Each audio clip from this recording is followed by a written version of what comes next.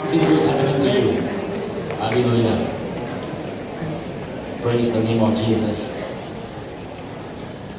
Praise the name of Jesus. So there are some seats still at the front here. The ushers, by the time people sit, you can see some empty seats there in the middle. So don't have to stand. Yeah. Wow. And today, you know what's the difference today? I'm not bringing my Bible up. You know what that means? I'm not preaching. It's been a very tiring time the past 1 week because Pastor Shen and I we are out away from Penang ministering, and but I have a good news for you. We have a good friend who's we learned from the same mentor many years ago, but he's more well known for something.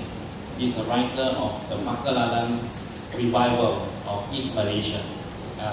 I make it a point, Pastor Chris, those days when I was a dean with Pastor David Wong Kim, not Vision College, but Ministry Training Institute. I make it a point to make all the students to read your book as one of their textbooks. Okay? Pastor Chris was in the thick of the Pakalalan revival of East Malaysia in the 1980s, yeah, and he has a first-hand experience with Bapak Agong Bangau those days, yeah, and he interviewed, and actually your book was a thesis, right? Yeah, and it became a book, yeah. But not just that, he is a wonderful Hebrew teacher, yeah, and he's been teaching Hebrew, he's been bringing people for trips, okay, Israel and all that. And why not just put our hands together and welcome Pastor Christopher Choo.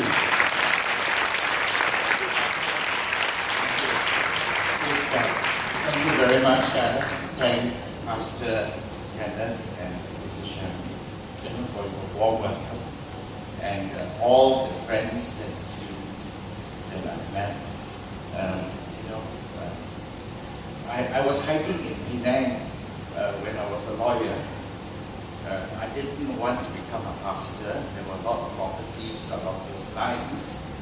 And I didn't want to honor it because I realized that pastors are not exactly rich in a sense. Anyway. And I was having a rather comfortable life as a lawyer. I would be even more comfortable now, I think, with all that's what's going on. And I was asked to give it all up. So I ran to Penang to hide, to find myself. And thanks to Penang in many ways, I honored the call. In fact, during a seminar in FGA, when I was hiding in that church, a young girl came up with a little note for me and said that this is the last time God is calling you. He says, I prefer obedience than sacrifice. So I confirmed from that time it was in Penang, and here am I, back again, in God's time. Amen. I never had a pulpit in Penang till now. Praise God. And so I'm very grateful to Penang in many ways. I was one of those quite fierce prayer warrior in those days. We used to pray at all places. We even go to those statues that were very big and tall and pray them down, and they came down. Then they built a bigger one. That type of thing. We used to do that.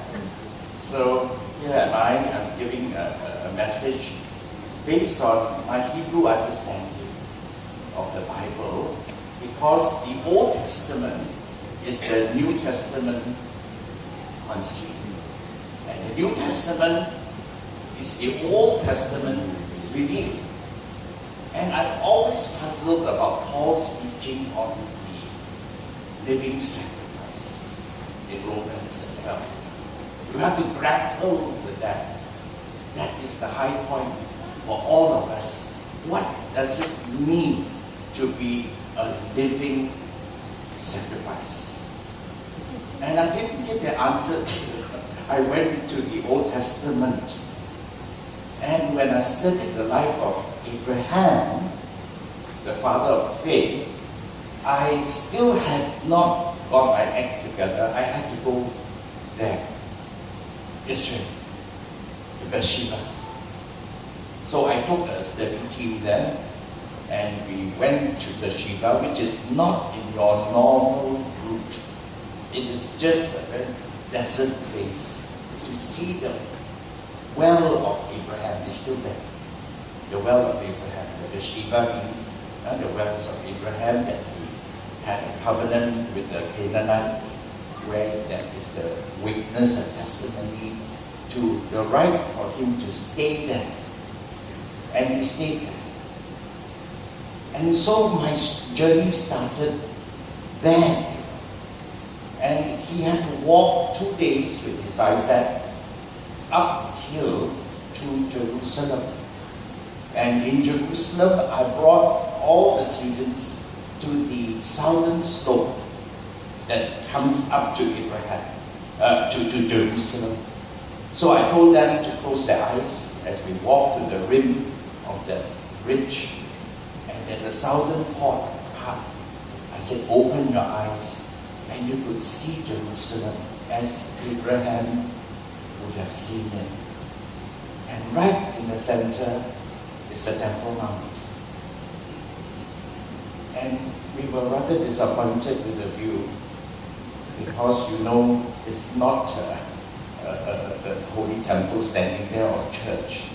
There's a golden onion up there, and that spot the view somewhat.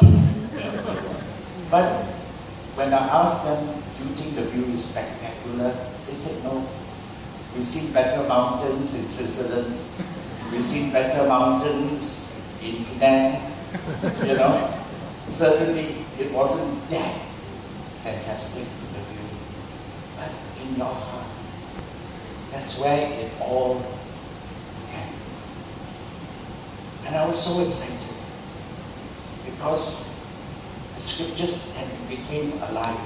That what I'm going to teach you now, the meaning of living sacrifice, I want to walk you to this journey with me and see what spiritual lessons that we can gain from the Old Testament and bring it to the New.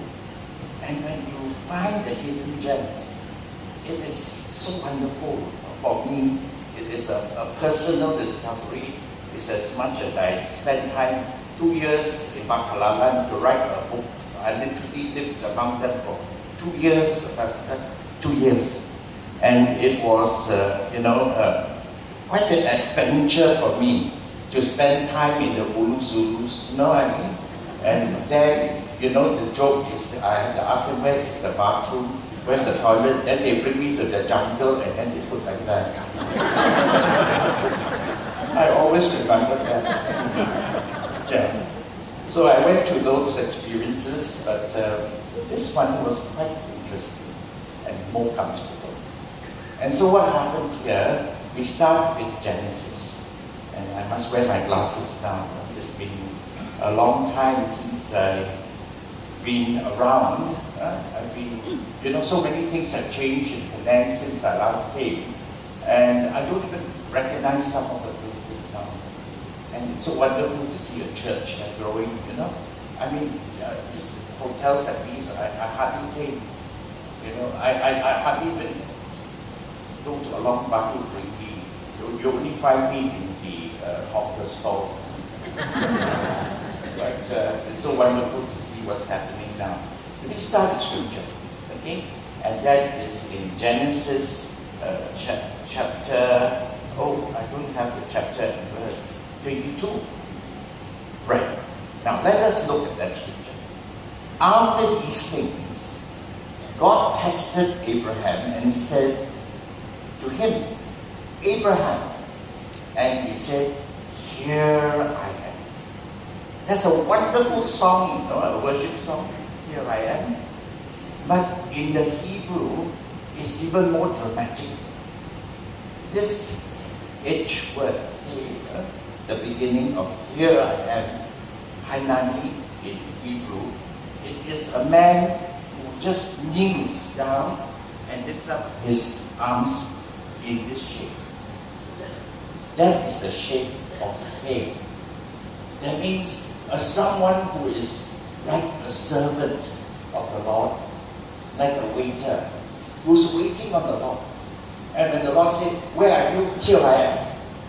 He had learned at that point of time to be where God wants him to be. And then what happens? He says, God said to him, "Take your son, your only son Isaac, whom you love."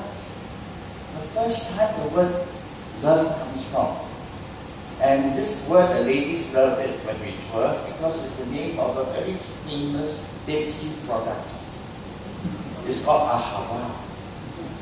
And the ladies love this product because if you use the Dead Sea mud on your face, you will look half your age up. It's true, you know. So the 25 who use that age, they disappear.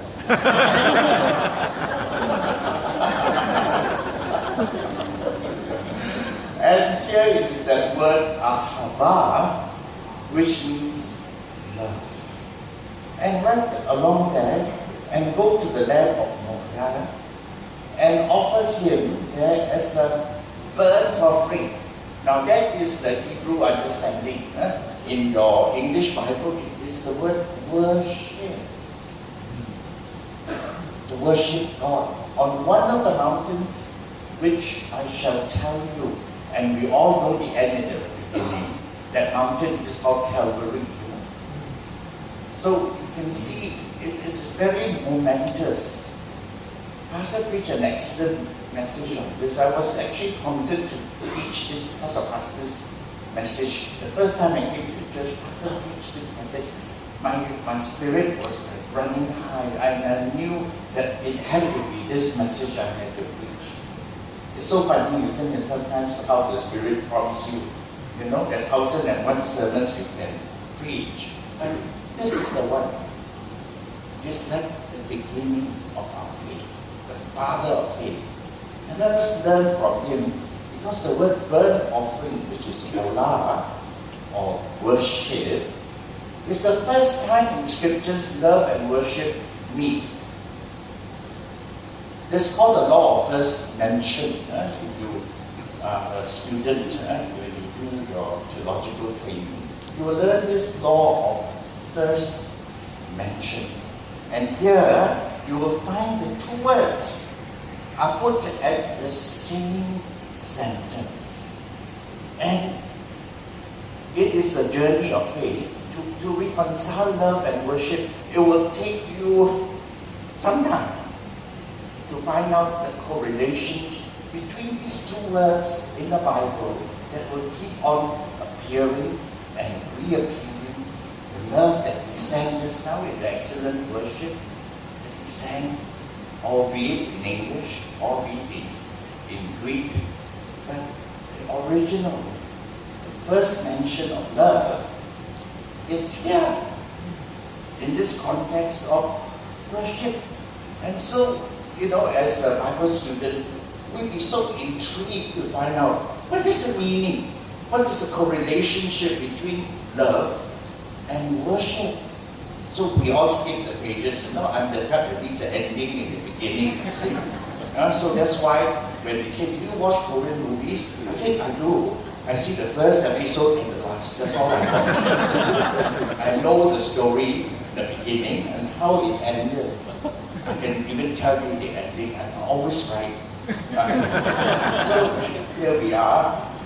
I went through the book of Genesis, and I realized what it means to be a living sacrifice is to give to God your best, your all in all, your utmost for His highest, everything that you have. And that was given by God, no doubt, but there are certain things which I've broken up later, and I want you to remember the 5 T's that we can give back to God.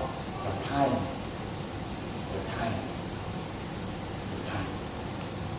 Do you know we don't have much time? Do you believe we don't have much time? Because if you are a young 30, alright, and we are given 70 years in the Bible, am I right, also 35? You work it out, if you spend time with God only an hour a day, you only have 500 days left until you are 70 to get your act together. The year has come, I mix with you all, I know what you all told me. So fast, Chinese New Year suddenly. So fast. Everyone is telling me, Christmas is over, New Year came, and then now Chinese New Year. You know, it is so fast. Everyone told me, but look at the time that has been spent on many things. But what are the more important things? That is the question. And so if you work out the mechanics, you only got 500 days if you spend 1 hour a day with the Lord. At the young 35, before you reach the time of 70, you only got 500 days to get your act together. It's not easy to get your act together, sanctification, which I'm writing to the cows come home, and people still don't understand what I'm saying. Sanctification, you only got 500 days to get your act together. Now, what is the duty of a pastor?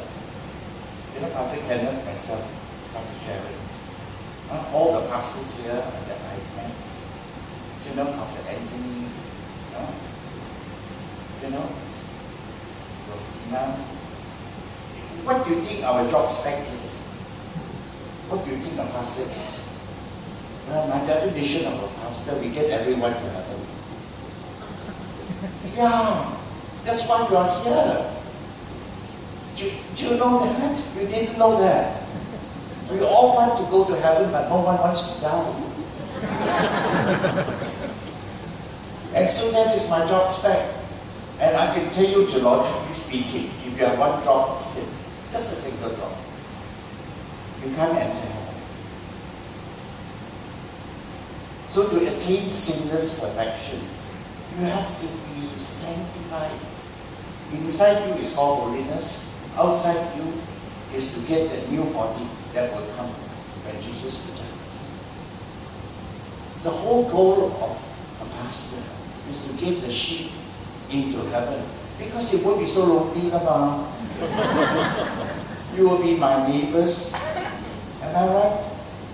It'll be a lovely place, because I will see you all in your Sunday best. This is exactly what heaven is going to be like, even multiplied 10 times. And we'll be so happy being together, and you'll remember the sermon that I shared, and then you will come and thank me, and then I will thank you, and I want to cry, I can't, because there are no tears in heaven. You know? And I'm just telling you these things. This is one of those things that helped me a lot, and I want to share it with you. How did I reconcile love with worship? How can I be a burnt offering? And how can I do it in love? And obviously the answer is then sacrificial. We are born to be a sacrifice. So I have got friends, when they reach 50, they tell me, now I reach an age where people must do things for me. I don't do things for anyone now. I have to be served. All my life I've been serving. At 50 now, I'm sort of retired. You got to serve me, and I stopped serving. Now, as a Christian, can we talk about that? No. Right till your last day, you'll be serving.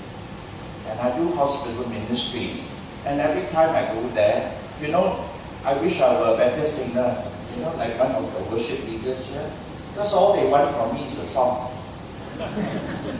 That's all they want. They don't want theology. They don't want the, are you going to heaven if you die today? No, they don't want that. They just want a song. You see? And what song do you sing to them? Right? Hymns. science and spiritual science. That's all they want. Right? So if I want to get people to heaven, right, I have to get them born again through the song. Sing along with me. Jesus loves me. Yes, I know. You know, things like that. We want everyone to go to heaven. Not because we want glory. Someone told me your currency in heaven are souls and not your passport. Not your American dollars. It's the number of souls that you brought into the world. So I'm not saying I'm setting up treasures there, building up my bank account. And then, you know, in the old King James, my father has mentioned, which has many rooms, right, in the NIV, but in the King James it mentions. So I don't know why the NIV downgraded my mention to a room.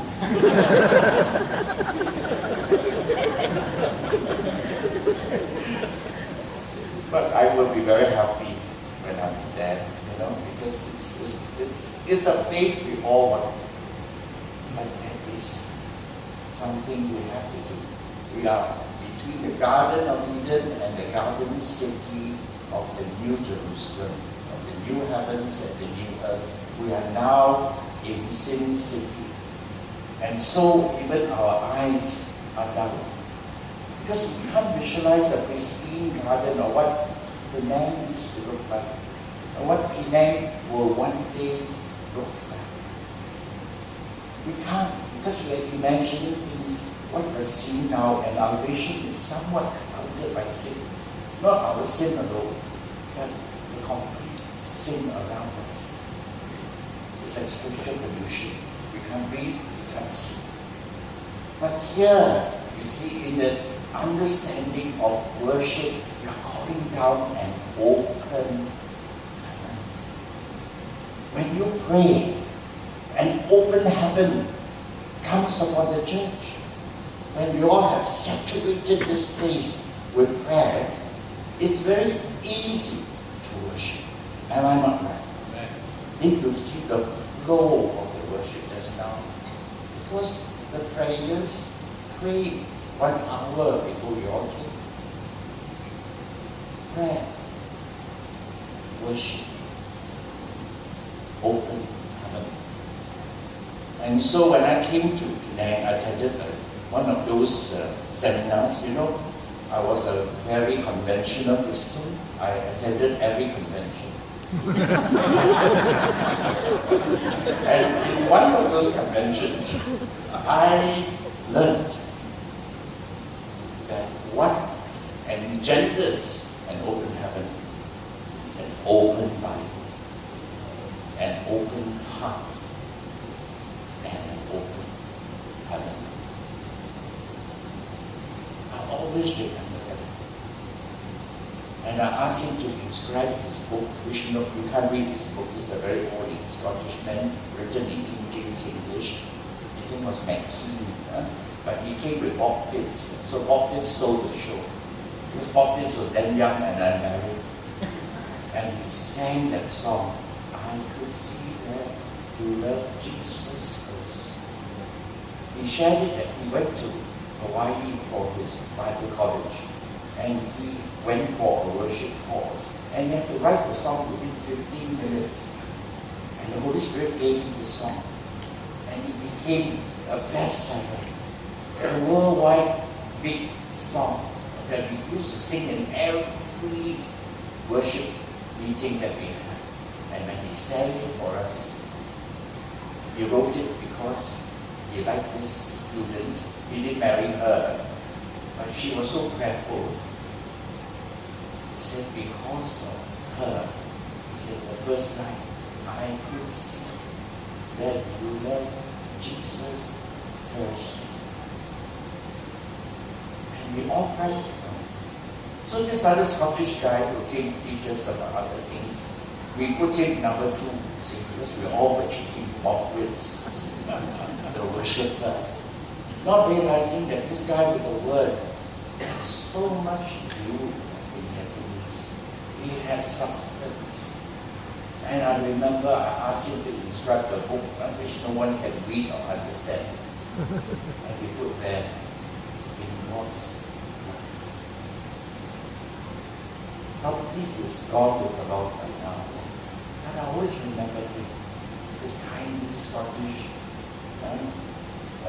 pastor, full of the old English stuff, but he was solid in the word. At the time I told you I was a young Christian, so I chased worshippers. You know what I mean? Prophets, then after prophets, before Hillsongs, you all know. Good old days, Americans and English, they were the ones who came up with the best songs of worship, long before Hillsongs. So here we are, back to this, and this has been the puzzle for me. How to reconcile? How do I, understand this? So I had to go there. I had to walk the talk, but I didn't take 2 days. Beersheba to Jerusalem is 2 days. I had to use a sanctified imagination. And the first thing I asked is, where does the wood come from? Because I was in Beersheba, there were no trees. If they don't have a tree, how do you cut the wood to burn at Isaac? And it must be a big tree. So Isaac is not that young, not that old. And trees in the desert don't grow up to very high. And so the tree is mentioned in Genesis. Abraham planted a tamarisk tree. So I went to research, tamarisk. So we had a guy, where's the tamarisk? Where is the tamarisk? And he pointed to that one. I said, that one, there's not enough wood to burn. A young boy, which you could put onto a donkey, and which Isaac had to carry up. So I realized it had to be a big tree. And so in the Bedouin culture of the desert, if any man were to cut down a tree, you deserve death. Because the ecosystem has been naturally founded, there is water underneath. And the tree grew, and Abraham pitched his tent with Sarah. At that time, after they had given birth to Isaac, Sarah is over 90. You know what I mean? It's beyond menopause. Day has become night, and night has become day. And Father Abraham, after Sarah died, he would have found the secret of the desert, but I won't mention it. And here, he is obeying God, and it is his greatest, finest moment. It's so tremendous, because he doesn't mean he just became the father of faith and has his name changed, or father of nations. God promised him, if anyone curses you, he will be destroyed. But if anyone blesses you, they will be blessed out of their socks. That's the literal Jewish translation. So I was with fear and trepidation following the steps of Father Abraham. I had to do all that. So this is my research. So we go on with the next. And this is the word that you will grapple with, the love of God. It will come out again and again and again. In Hebrew pictorials like Chinese, you will find it's made of 3 words. Aleph is God, the first word. He is someone who will behold and watch over you. Irving Berlin wrote this beautiful song, someone to watch over me. That's exactly this understanding of ahava, or ahav, the word. And here is the family, the house. So God will behold and watch over your house and family. And so the word ahava is different from the ones that you all call agape. You say unconditional love. Their whole fellowship is called adopted. But no one has an Ahava fellowship until I changed. You know, in KL, they always ask me for a Hebrew name now. And the joke was, it backfired on me recently. The latest Home Fellowship wanted a Hebrew name. And I said, take it from the Song of Songs. And they named the fellowship Ladodi, Lani, Ladodi, Ladodi. So, none of the members could pronounce it.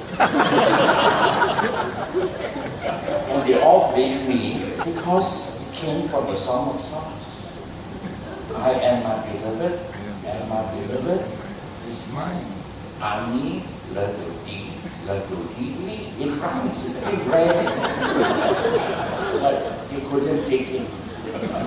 So now it's been changed. I know, it's very funny. Huh? So we have Imuna, which is faith, Imet, which is true. Then we got Ahava, of course. So I have brought home fellowships to change their names, you know. So here we are. And that's the first word. So love is not your understanding of love, that Bollywood. It is not quite yet agape. It is the love in a family. In other words, when there's a fire, the first people to save will be your family, not the dog. The family. And if you have to choose between mother-in-law and wife, you all know the answer. I don't have to tell you. All right. And so we go on with the next slide. You will find that there were two items that are never burnt. When you see a burnt offering, there's a one that God loves. He loves the smell of it, like barbecue. Have you all eaten wagyu? Barbecue or Iberico, I should go into that. It is such a wonderful smell of barbecue. You know? And it's as if God loves barbecues. Not that the burnt offering is totally given over to God. But two things remain. Let's say they burn a bull. Two things that will remain. One is the priest can take the skin. The only thing that they can take is the skin. Everything else is burnt. And in the ram's case, you will find later, this referencing to the skin, is the skin that God gave Adam and Eve, skins dripping with blood, and straight away there is a reminder to the priest, you are covered by the blood, your sins are covered by the blood of the burnt offering. And one day, when John Baptist comes and points to Jesus and says, behold the Lamb of God, behold him who takes away the sins. Plural or singular? Singular. The sin of the whole world. That means every sin. And so it happens to them. And the second point, where I hear shofar blowing, I'm very happy every time I hear a shofar blowing. In the next slide, you will see, all right, the foundational offering about here, when they lay their hands and transfer the sins of the nation onto the innocent animal. But more than that, something else now comes in, the shofar that is left behind, because it doesn't burn. So in the ram's case, the ram's horn that was left behind when God substituted a ram for Isaac, the shofar was left there. And now they could blow that shofar. And every time they blow the shofar, heaven meets earth in an open heaven.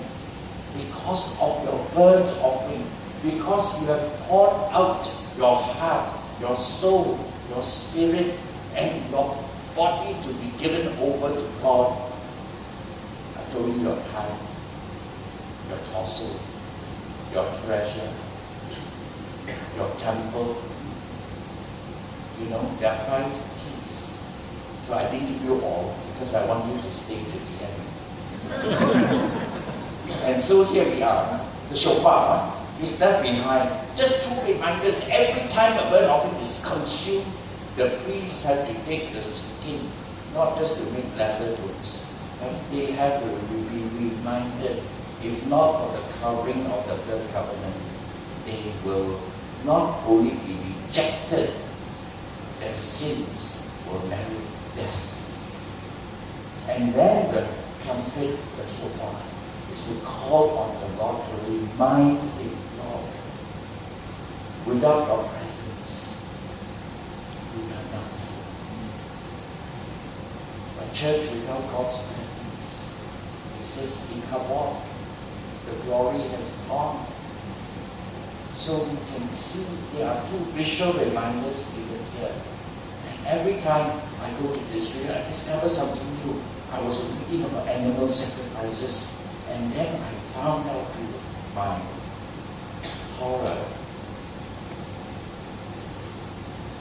that there is no animal sacrifice for intentional sins. Suddenly the scriptures became alive. Why do we want to stone the woman taken in adultery? Adultery is an intentional sin. So they took the law into their own hands to stone her. You don't have to go to the priest or court, because there is no animal sacrifice for the intentional sin. And David committed 2 sins. Am I right? Intentional sins. The murder of Uriah. You remember the husband of Bathsheba? And also taking into adultery with her. So when Nathan confronted him, he didn't say, oh, never mind, I will burn a burnt offering now, a bull, not for 1 sin each. He knew. So he asked God a bended peace. Create in me a clean heart. Renew a right spirit within me. Take not away thy Holy Spirit, your presence. Because when he knew about sin, he repented. And that's what is called a man after God's own heart. But the problem is we all thought it was so easy just to repent. It wasn't. It cost him something. The sword never left his family. His children were affected by the cause of his sin. You see, you are forgiven by the consequences of sin. So we are really in this understanding now. Let's go back. Go back now to the tree. I said, where did the firewood come from? I'm sure you'd like to know. So I researched about this tree. And when you come to the tree, all right, you will see what it will look like. The tamarisk or tamarind tree, not the tamarind, not the Assam or Penang, tamarisk. And here he obeyed God. Remember, he woke up the next morning, started his journey, and had a donkey, and with firewood for the offering. So where did the firewood come from? Obviously from the tree he planted, because there are no other trees. And do you know the tree gave him shade? And here is poor Sarah, who was not mentioned. Had she been mentioned, and they said, I'm taking your Isaac for a burnt offering, what would the mother do? What would Sarah do? At 90 over, you are taking my choo-choo? You think I allow over my dead body? Right? Thankfully, I said she was beyond menopause, so day became night, night became day. She was sleeping. I'm using my sanctified imagination. So every time she snored, it just whacked with the timing. She never found out. So finally had enough firewood, put it on the donkey with Isaac and 2 servants. They went 2 days. And we are not told what the conversation was like until the end of the journey. And now we will see. I want you to see what it looked like. Alright, the tree. Yes. Look at the tree. That is tamarisk tree. And here it was planted, and it is in Bathsheba. And that's where he called on the name of the Lord, the eternal Lord, in Genesis 21:23. And you know, when you call on the name of the Lord, obviously the name was given there, eternal God. That's why he said maybe God will resurrect his Isaac. That was the understanding. A God who never dies can resurrect my son, even if he is offered as a sacrifice. So we go on from there. So I was so happy, you know. Oh, I said, I'm dying to tell the church members. I said, look, I found the wood, you know, that it will be like a cross because, you know, it would be the first mention of a tree. And when Jesus hung on the tree, there would be a curse on the tree. Isn't it on him? Cursed in Leviticus is the man who hangs from a tree. See? So we go on, and getting it interesting, and look at the Hebrew word for this tree is called Eshkol. Eshkol, and it is an acronym for Aleph, which is Achila, which is food. It is Kaita, which is a drink, and Levava, it is an accompaniment, hospitality. That means this tree stood as a fertile symbol for food, drink, hospitality, life in a desert, in the wilderness. And he to sacrifice his Isaac. Right away now, we know what is sacrifice. In the past, I used to preach differently. I said, as a pastor, I sacrifice my past. Then they also call me pasta priest because I like to cook. So that one also when, you know, the pastor, it's very easy to sacrifice your past, the rotten past. No, it's very easy. The present, okay now. You know, not too bad. And your future. How can I sacrifice my future, my Isaac? Once my Isaac is gone, who's going to look after me in old age? Who's going to push my wheelchair? And who's going to send me into the old folks' home? Who's going to visit me in the old folks' home? You understand? So how can I sacrifice my Isaac to you? That was my past thinking. I don't preach that anymore. Because I realize when we sacrifice this tree, the tree of life, home, then God said, I'll be your provider because I know you got nothing. When you give me your nothing, I give you my everything. Amen. Amen? That is the key. I was so stunned by it until a little girl, I asked her, what did you buy me for Christmas? I bought you nothing.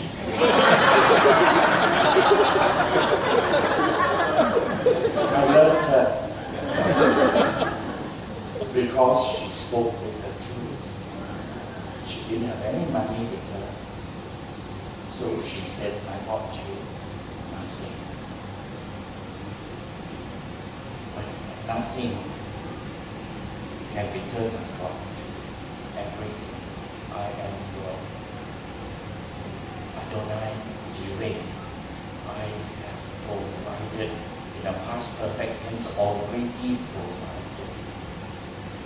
But who made the first move? Abraham, to sacrifice his creature comforts, his drink, his food, the hospitality that he enjoyed. Maybe it was a party and then all had to go.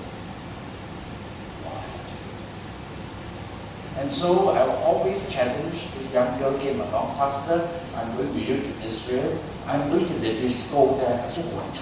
We are on a spiritual journey. He said, what's wrong? The hotel you stay got this school cannot go. I said, why do you want to go? I want to see how the locals enjoy themselves. I said, really? Do you know that she didn't go to the disco after all? Once you learn this lesson, the workings of the world will go strangely dim. It will no longer hold the allure it had before. And so, this is the truth. When you sacrifice your life support system for God, God gives you a new life. Amen. Amen. We go on now. And so, food, drink, and hospitality, all these are things He sacrificed to get that wonderful assurance that I am your covenantal God who has already provided everything that you need in life. I have provided. So that is a very great assurance for all of us because we are heirs of the Abrahamic covenant in Christ. That's what Galatians says. Yes. And so as we go on with our journey, Abraham will sacrifice that tree for a greater good. And because of that sacrifice, God said, I am your provider. When you got nothing, I'm your everything. My grace is sufficient for you. So we learn now, right? The father of faith had to sacrifice something. He just didn't say he went by faith and was accounted to him for righteousness. More than that, his faith was built on action, on something he had to sacrifice, the things that he loved. That is the understanding now of living sacrifice, a lifestyle of sacrificial